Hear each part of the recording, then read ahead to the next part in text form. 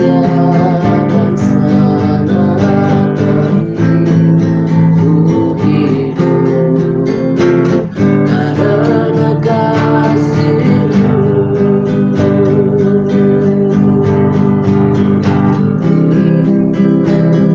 Selalu dekat denganmu, Tuhan Yesus sahabatku.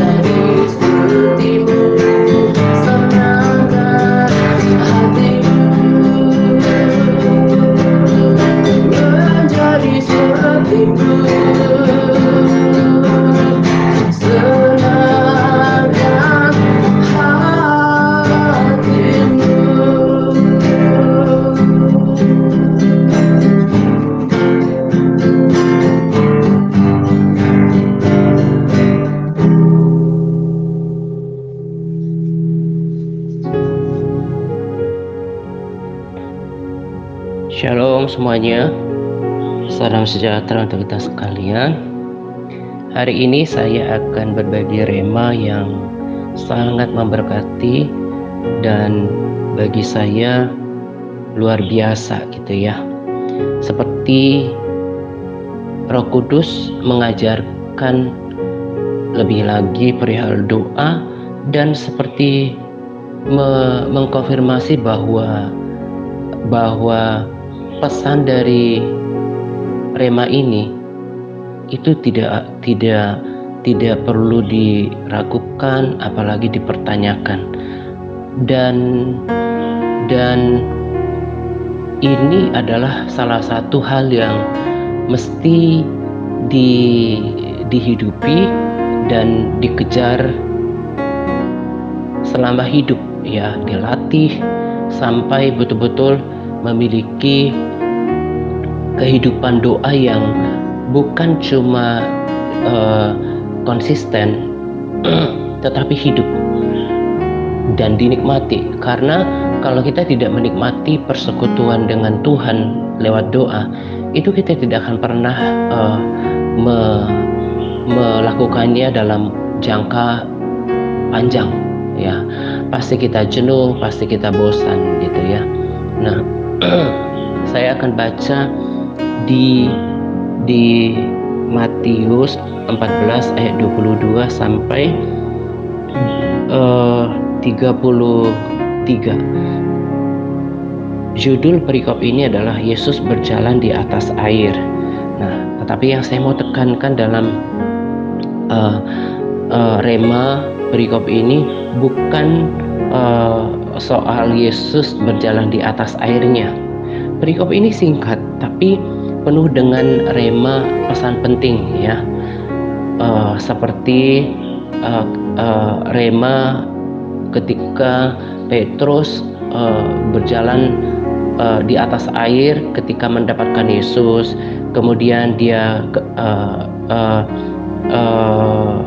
hampir saja tenggelam ketika dia melihat takut melihat tiupan angin ya.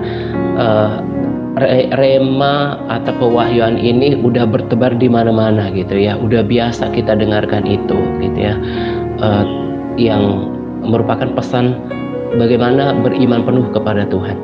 Nah, tetapi kali ini pelajaran yang berharga dari perikop ini adalah tentang berdoa, bukan tentang iman gitu ya. Sekalipun di dalamnya ada rema tentang iman. Dan ketika saya merenungkan perikop ini saja gitu ya, betapa Roh Kudus mewahyukan segala sesuatu yang ada di dalam firman Tuhan itu dengan sempurna untuk sebuah maksud.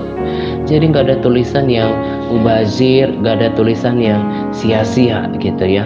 Betul-betul yang terpenting dicatat di dalam firman Tuhan ini ya. Karena kalau kita lihat, kita baca di Yohanes pasal yang terakhir ya, dikatakan ayat yang terakhir, bahkan dikatakan kalau semuanya pekerjaan Tuhan harus dituliskan, itu tidak akan sanggup memuat gitu ya. Nah, saya akan baca di ayat 22. Sesudah itu Yesus segera memerintahkan murid-muridnya naik ke perahu dan mendahulunya ke seberang. Nah, sebelum masuk ke perikop ini, sebelumnya di perikop sebelumnya Yesus sedang melayani orang banyak ya. Ya, perikop sebelumnya adalah Yesus memberi makan 5.000 orang ya. Jadi dia melayani ribuan orang, tentu dia mengajar gitu ya. Nah, jadi judulnya mereka pelayanan bersama dengan para muridnya. Lalu setelah selesai pelayanan, Yesus segera memerintahkan murid-muridnya naik ke perahu dan pergi mendahului ke seberang. Sementara ia menyuruh orang banyak pulang. Jadi murid-muridnya disuruh menyeberang duluan, terus orang-orang itu juga disuruh pulang. Dan setelah orang banyak itu disuruhnya pulang, Yesus naik ke atas bukit untuk berdoa seorang diri. Ya, bagaimana Yesus menganggap penting, ya, menganggap bahkan utama persekutuannya dengan Tuhan melebihi pelayanan. Ya, bahkan yang saya rasa dia sudah enggak kuat untuk menahan kerinduannya, ya, di antara jam-jam pelayanan itu dia mau menyendiri bersama dengan Bapaknya. Nah, ketika hari sudah malam, ya, ini lanjutannya, ia sendirian di situ, ya. Jadi bisa bayangkan ketika itu keadaan ketika dia hidup 2000 tahun yang lalu, bagaimana keadaan sebuah kota, sebuah desa, sebuah tempat perbukitan seperti apa. Kita bisa bayangkan sepinya gitu ya. Ia sendirian di situ. Perahu murid-muridnya sudah beberapa mil jauhnya dari pantai dan diombang-ambingkan gelombang karena angin sakal. Nah, garis bawahi ketika hari sudah malam, ya, ketika hari sudah malam, ia pergi ke bukit sendirian di situ menyendiri mencari wajah Bapaknya. Itu malam. Nah, saya perkirakan bahwa malam di sini, ya, karena penerangan juga pada saat itu tidak seperti sekarang gitu ya. Rasanya tidak mungkin dia menyuruh orang banyak itu pada pukul 9 malam. Pasti rata-rata jam 7 malam sampai jam 8 malam itu rasanya paling malam gitu ya. Paling malam. Nah, lalu tadi para murid-muridnya itu sedang diterpa oleh gelombang karena angin sakal. Ayat 25, kira-kira jam 3 malam, ya, mestinya sih kalau jam 3 seperti ini bukan malam, tapi ya diterjemahkan di sini 3 malam gitu ya, karena kalau udah jam 12 lewat 1 detik pun kan sudah menjelang pagi. Nah, jadi saya tidak sedang bermaksud untuk mengkritik, tapi maksudnya saya hanya ingin menegaskan kepada kita bagaimana jarak antara, kurang lebih menurut saya tadi adalah jam 7 atau jam 8 malam paling larut, ya, mereka dibubarkan, disuruh pulang. Lalu kemudian ia muncul kembali jam 3 paginya, ya, dia berjalan di atas air. Nah, dari sini saya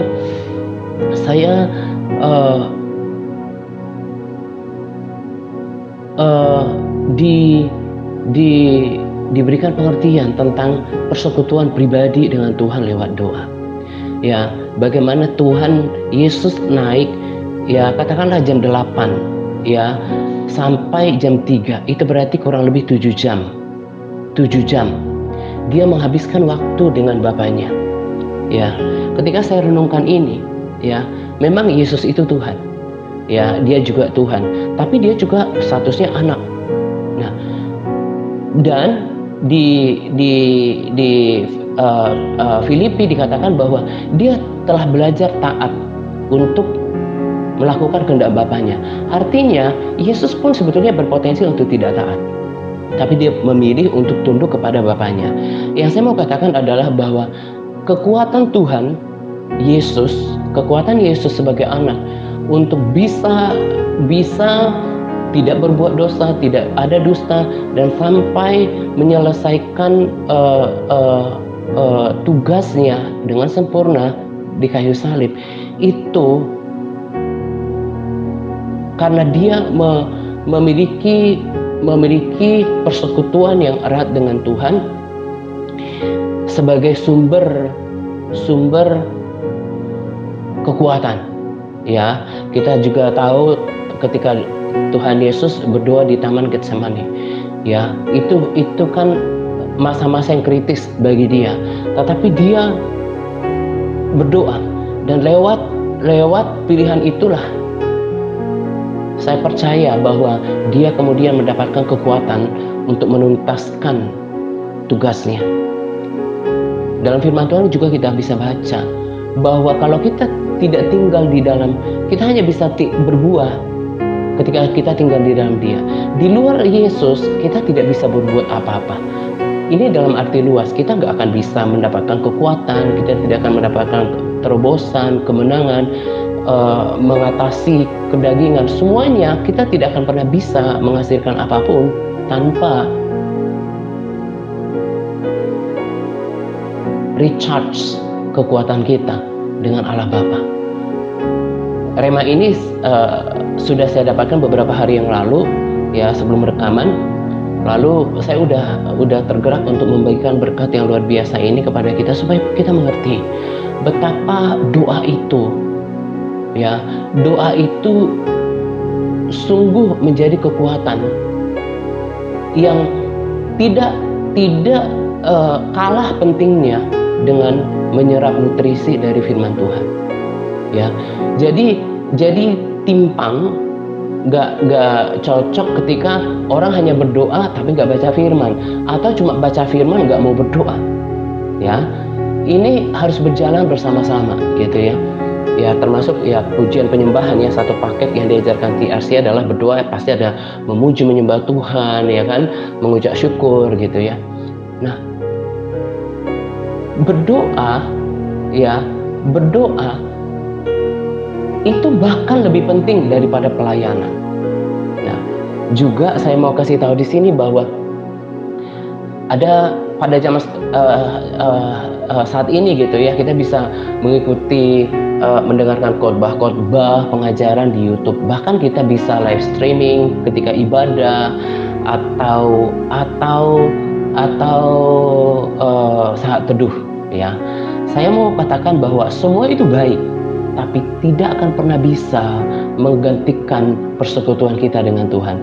Jadi ini juga saya sudah sampaikan beberapa kali di waktu yang lalu. Persekutuan pribadi dengan Tuhan itu tidak bisa digantikan dengan sibuknya pelayanan atau sudah mengikuti bersama-sama ibadah live streaming atau saat teduh. Itu nggak bisa. Tapi kebanyakan orang Kristen kecenderungan sudah cukup dengan ini, ya, menyendiri, bersekutu secara pribadi dengan Tuhan tanpa distract oleh apapun. Itu basicnya, itu pondasinya, itu yang utama, ya. Sehingga justru sebaliknya ketika kita memiliki persekutuan pribadi dengan Tuhan, ketika kita menikmati sesuatu di sosial media, itu kita bisa tahu ini seturut dari firman Tuhan dan dari Tuhan, dan juga kalau itu dari Tuhan kita bisa langsung menyala karena persekutuan pribadi tadi yang erat dengan Tuhan. Dan saya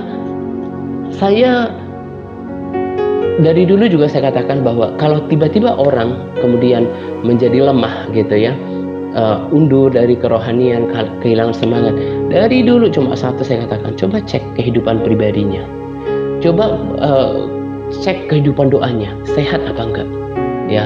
Bukan cuma rutinitas, tapi ada enggak persekutuan dengan Tuhan.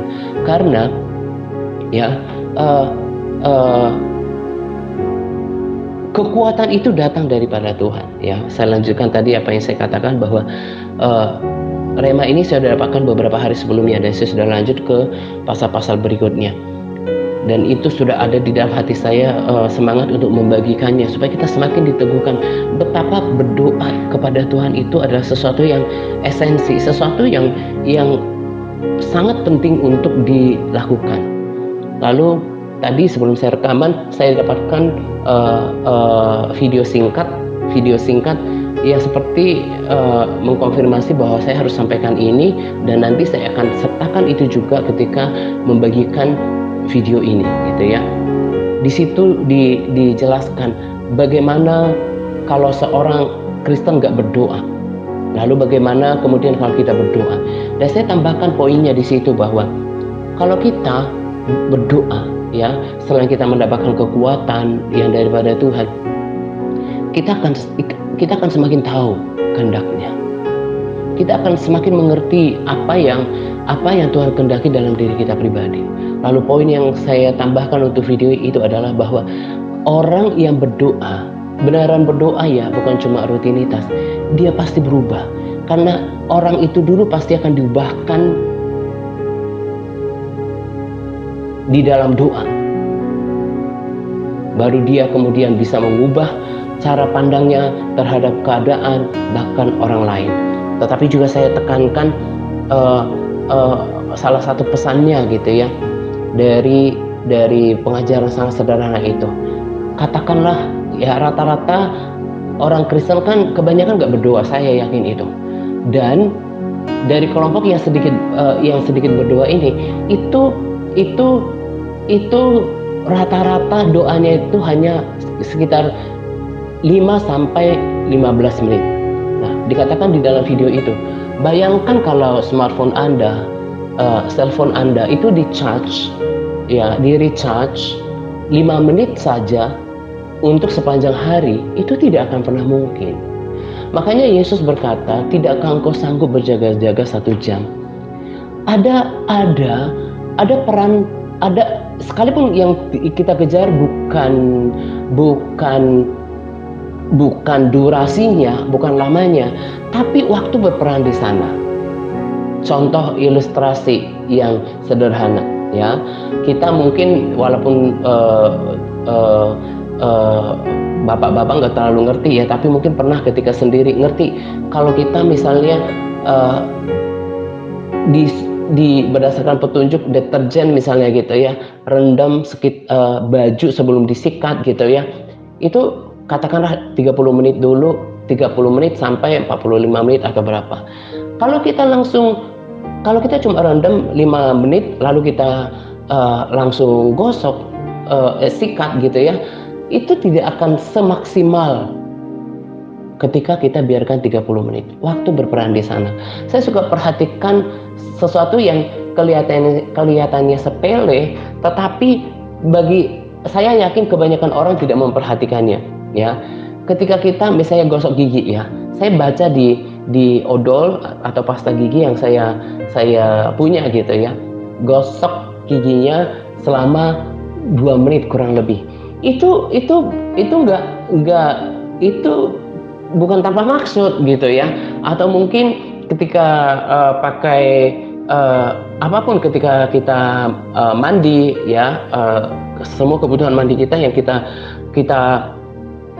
gunakan, kalau mau baca detailnya itu pasti ada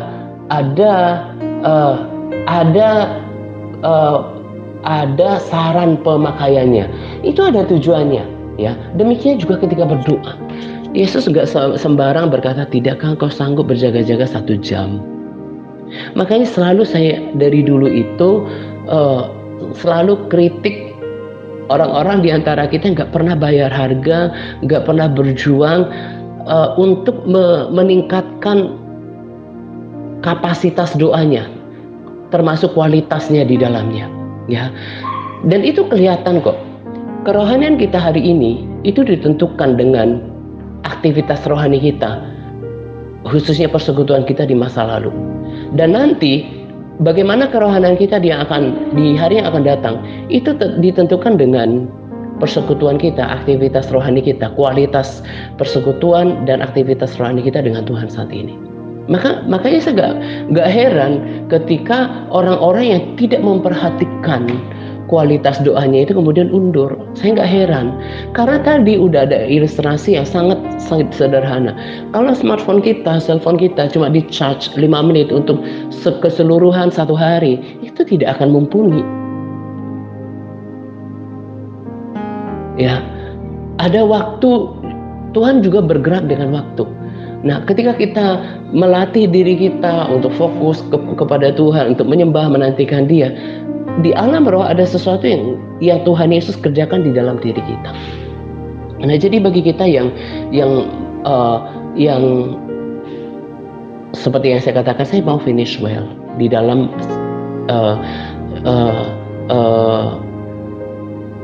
pengiringan saya kepada Tuhan. Ya, di kitab yang sama juga ketika Tuhan Yesus bilang kayak gini, lebih baik ketika dia berbicara ketegasan terhadap ketaatan gitu ya. Lebih baik kamu dengan tangan puntung atau dengan satu mata masuk ke surga daripada dengan utuh masuk ke neraka di dalam api yang abadi. Dan selalu kan saya katakan, pada saat saya berbicara, pada saat kita mendengarkan sharing, pada saat kita tidur, kita masih bisa menikmati alas tidur yang nyaman, kemudian mungkin ruangan yang sejuk. Pada saat yang sama, pada menit detik yang sama, api abadi telah melahap banyak orang di dalam Hades,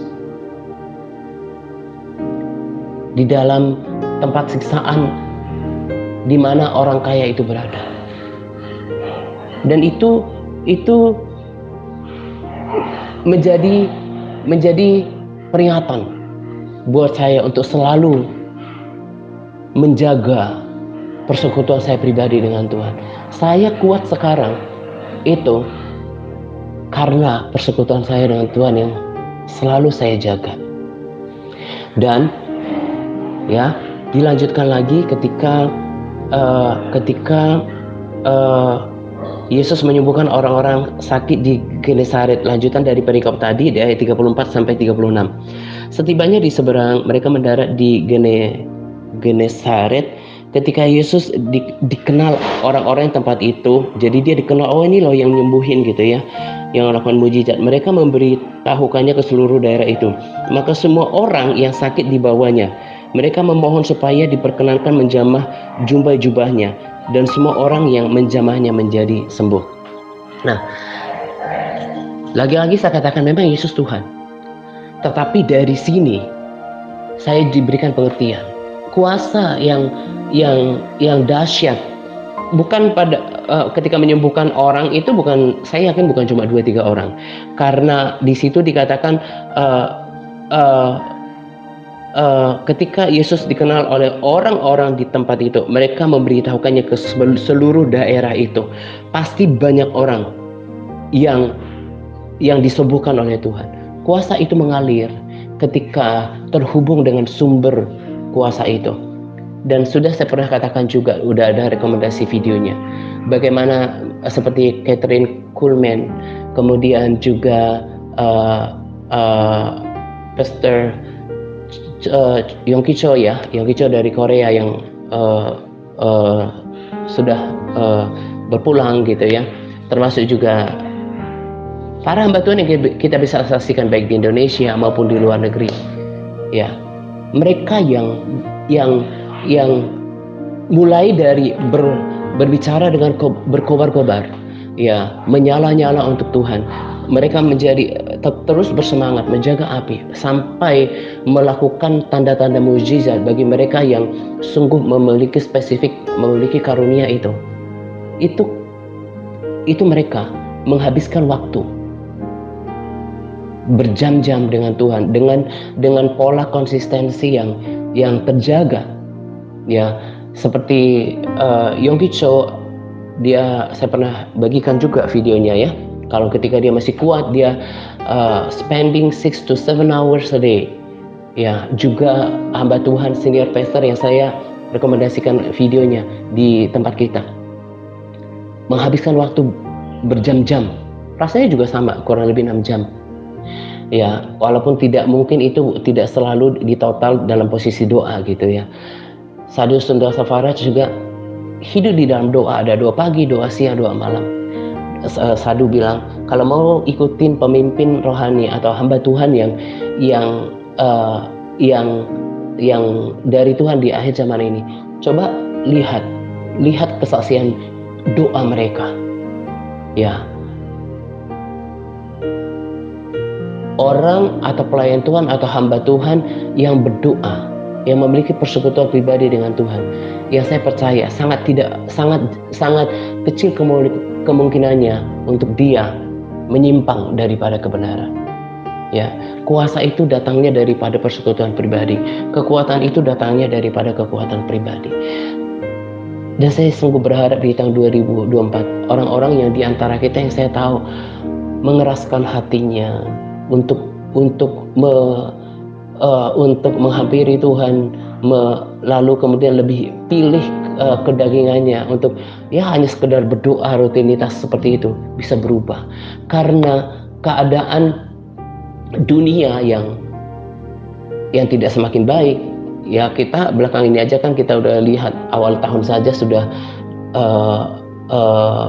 di beberapa tempat ya diguncang gempa. Ya kita nggak tahu, yang saya juga rasakan itu sebelum puasa 40 hari di tanggal 24 Januari. Saya juga rasa bahwa memang di atmosfer itu tidak, itu bahkan mencekam gitu ya. Dan kita yang kalau mau melaluinya dengan kemenangan, perbaiki, miliki kerendahan hati untuk menghampiri Tuhan dan bayar harga. Jangan yang dilihat, oh keadaan belum berubah, atau bahkan kecewa, marah pada Tuhan. Kasihan. Sebab kalau kita seperti itu, kita akan cenderung undur, kita akan cenderung kompromi. Dan tadi yang saya katakan, saya singgung, itu ada pilihan. Ini juga ada rekomendasi video yang cukup bagus rasanya, tapi saya belum dengar. Kita harus selalu sadar, akhir daripada kehidupan itu hanya ada 2 kekekalan. Dan itu harus betul-betul dipikirkan. Kalau nanti kita sampai undur dan Tuhan tidak mendapati kita berkenan, tidak ada lagi arti penyesalan. Nah, karena itu perbaiki, jangan mengeraskan hati. Cari Tuhan. Ya, berjuang untuk sampai menikmati Tuhan. Saya pun terus upgrade daripada hari-hari sebelumnya. Saya juga ketika masuk dalam doa malam misalnya gitu ya, saya sudah matikan handphone saya belum masuk doa, ya saya duduk baca firman Tuhan, saya merenungkan, saya mulai masuk dengan ucapan syukur, saya berbahasa roh gitu ya. Saya menghabiskan waktu lama-lama dengan Tuhan. Orang yang seperti ini akan keluar sebagai pemenang karena dia mengandalkan kekuatan daripada Tuhan, mendapatkan kuasa untuk hidup di dalam ketaatan, menjaga hidupnya berkenan kepada Tuhan, dan juga kalau dia pelayanan mendapatkan kuasa api dari persekutuan dengan Tuhan. Perhatikan itu ya. Jadi Yesus sendiri pun kemudian melakukan itu semua karena dia menghabiskan waktu kurang lebih 6-7 jam dengan Bapaknya ya. Lagi-lagi kalau sudah dengarkan rekaman ini, coba sadarilah, katakanlah dan ingatkanlah diri sendiri, iya sih, emang persekutuan saya itu dangkal, gak nikmat. Akhirnya kenapa? Akhirnya kemudian apa? Ya, gak bisa dipertahankan pola semangatnya dalam mengikut Tuhan. Kekuatan kita itu hidup dalam hadirat Tuhan. Kita itu hidup dari kekuatan Tuhan. Nah, saya bagikan ini bukan supaya ada bahan sharing, tapi kerinduan hati saya supaya kita sama-sama menghidupinya. Yang udah kendur jam doanya, kiranya sharing ini, Rema ini membangkitkan kembali semangatnya untuk mengkhususkan lebih banyak waktu untuk mencari Tuhan. Karena kekuatan ada di sana, kemenangan ada di sana. Gitu ya. Nah, kiranya sharing Rema ini dan juga video itu memberkati kita, dan jangan cuma didengarkan, karena itu tidak berarti apa-apa kalau nggak dilakukan. Mulai perbaiki mesbah doanya ya. Tuhan sangat terharu ketika kita terus berjuang memperbaiki kualitas doa kita, bagaimana kita berkonsentrasi, bagaimana kita berlatih bermazmur ya, mengucap syukur, mencari alasan untuk bersyukur dan menyembah Dia, berfokus kepada Tuhan. Itu sangat Tuhan hargai ya. Dan saya merasakan Tuhan dari persekutuan itu, dan juga itu hasrat untuk membaca firman kemudian juga terbangun dari persekutuan itu. Selalu terbangun kekaguman kepada Tuhan ya. Ini sharing yang saya bagikan pada kita. Hitung hari-hari, kita nggak tahu seberapa lama lagi kita akan hidup. Jadi memang firman Tuhan itu sangat sempurna. Katakan, kalau hari ini dengarkan firman Tuhan, sesuatu untuk dilakukan, just do it. Jangan berpikir, jangan terlalu mengakomodasi kemarahan kita, kekecewaan kita, kelemahan kita, kemalasan kita. Kita ya, tetap semangat Par. Tuhan Yesus memberkati kita senantiasa. Amin.